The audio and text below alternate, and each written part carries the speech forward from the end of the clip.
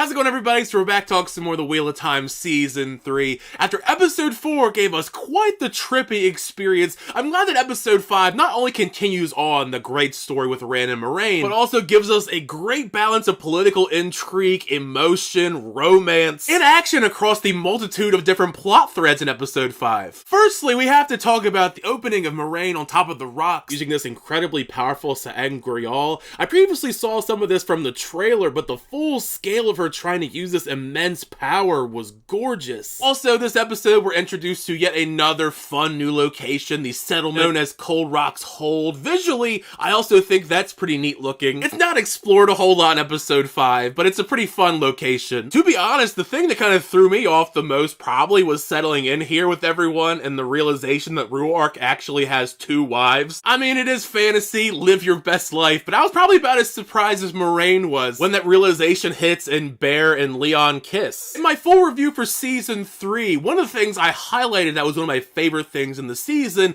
was Egwene's journey, once Bear offers to help her control her dreams. Learning about all these different abilities, controlling Tel'aran'rhiod was incredibly fascinating to me. The possibilities of what you can do in the dream world, as most of us know just by anything related to dreams, are limitless. You can change outfits, travel to any location. This comparison probably could partially be attributed to the fact that I'm a big horror movie fan. I couldn't resist acknowledging that there seems to be some heavy Nightmare on Elm Street vibes going on here with the rules. Like if you die in the Tel'aran'rhiod, you also die in real life. Even down to the immensely creepy tone of the music and the dolls before Lanfear pops out like Freddy Krueger trying to choke Egwene to death. Lanfear jumping out and doing this to Egwene on top of the stuff we've already seen in Season 3 between them continues to make this love triangle between Egwene, Lanfear, and Rand far messier, and it's not helped at all by the fact she's revealing her feelings to Rand and the two of them kiss, and this is after Rand kisses Egwene in the real world. Does it count as cheating if you kiss people in the dream world? Part of me wants to say yes, but part of me also wants to say no. Now up to this point, we've only had a little taste of the political games that play in Season 3. So I was eating up all of this conversation between Elaida and Siuan, and how the two of them throw shade at one another when she comes to Siuan to tell her that she's gonna call for a vote to cage Rand. In this situation, I definitely feel like Siuan was trying to be a little bit too nice, because once Elaida just straight up calls Siuan river trash, I probably would have started swinging on somebody. The scheme that Siuan and them draw up to try and draw out the one Black Aja that's still in their midst, I thought it was kind of a chaotic plan that didn't seem like it was gonna really actually work. Nevertheless, it added a tinge of brutality that I was shocked by when Elaida is brought out to these two they have captive, and she just brutally kills one of them instantly and then tortures the other one for information on the Black Aja. You would assume that's enough chaos for one sequence, then you gotta throw one layer on top of that with the Gray Man appearing out of the shadows and brutally stabbing her. Unfortunately, after this, Siuan believes that she may have misjudged Elaida,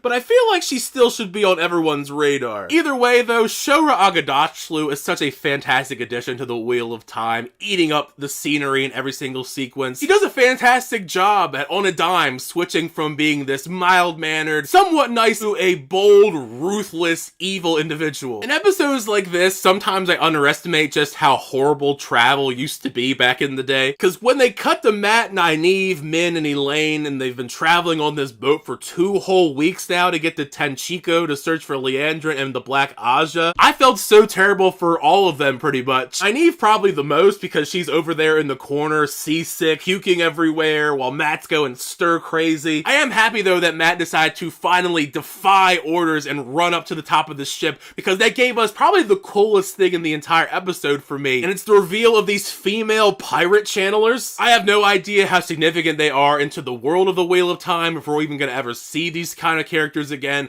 but just that idea is so awesome. You only get a small glimpse of Tenchiko. Even just in this short little sequence, however, you can tell this is going to be quite a rowdy place. And it doesn't help that they pass by someone hanging like Mat does in Min's vision that Mat also now knows about because she drew it. Before discussing Perrin's storyline, there's a couple tidbits that I still want to talk about at Cold Rock's Hold. First, Aviendha, much to her dismay as part of her training, has to be around Rand a whole lot more. Forcing these two together has already presented us with some pretty funny sequences just because they seem so awkward together. Then the other thing pertains to Moiraine. Since the Three Rings trial, all of the stuff that Moiraine now knows, it's been evident that she's been grappling with many emotions when she opens up pertaining to her role in all of this. I can only imagine how horrible you would would feel if you were put into a position like this. As Moiraine believes that all of her efforts leading up to this are nothing, solely because she foresaw that she won't be at the last battle, believing that the only way that Rand survives is if she dies, based on all the types of different visions that she saw. To Lan's credit, he tries his best to diffuse the situation. I actually thought it was kind of humorous that he diffuses the situation by bringing up, well, unless you're dying tonight, don't worry too much about it, so let's just get hammered around this fire. Now these white cloaks, every time I see the white cloaks, I roll my eyes because they're just terrible. They go and find new ways for me to despise them because they go and burn Matt's mom to death and Perrin has to find her. I can only imagine the devastation that Matt's going to feel when he finds out. Objectively, of the storylines going on in the Two Rivers, I think that Perrin's is the least interesting of the two. Although I will say, him and his new love interest teaming up to fight the White Cloaks definitely was pretty badass. But to me, the dynamic that was the strongest in the White Cloaks storyline is the highs and lows that we see in the relationship dynamic between Alanna and Maxim, and the hole that's still left behind now that Yvonne is gone. It's been heartbreaking seeing their relationship dynamic deteriorate over time, to the point where she tells him that he's not enough and then turns off their bond briefly. They did get me a little bit here though, because they really had me fooled that maybe Alanna actually would die in this situation, fighting all these White Cloaks by herself and getting lit up by arrows. Lo and behold, Maxim runs in to save the day and cuts down all the different White Cloaks. Even despite the highs and lows that they've had to this point, you can definitely tell they still care about one another. So I hope they continue to work on their issues that they have with the loss of Yvonne. Now I kind of saved the best thing for last here, and that's Moiraine with the help of Egwene sending a message to Siuan. Talk about some romantic, emotion-filled tension, having these two together even for just a brief moment. It truly is such a shame that there are so many different dilemmas and duties that are keeping these two away from one another, as I do feel like they're one of the best relationships in the series. Moiraine especially tries so hard to continue deflecting any romantic feelings that she may have still for Siuan, pulling away from Siuan, telling her that they broke what they had. This scene probably couldn't have played out any more perfectly though, because Siuan just tells Moiraine that she'll find Moiraine in the next life, and then the life after that until they truly get it right, and Moraine's rebuttal is telling her that she'll wait for her every time, and then they kiss. Like I said, perfectly played out in my opinion. Now, I did kind of wonder if Egwene, like, what was she doing during this? Because we don't see where she goes initially once she drops Moiraine off at the hut. I was hoping Egwene wasn't just waiting outside for them to finish, so I was glad to see that she was just going through everyone else's dreams. So many of them were pretty happy and peaceful. That was a delight to see with all the chaos that's going on in the real world, and they had to go and ruin the nice vibes when Egwene goes and travels to Rand's mind, and she straight up catches Rand making out with Lanfear. Given the interactions we've seen before involving Egwene and Lanfear, I cannot wait to see what transpires. Make sure you share your thoughts down below though once you get a chance to check out episode 5 of the Wheel of Time.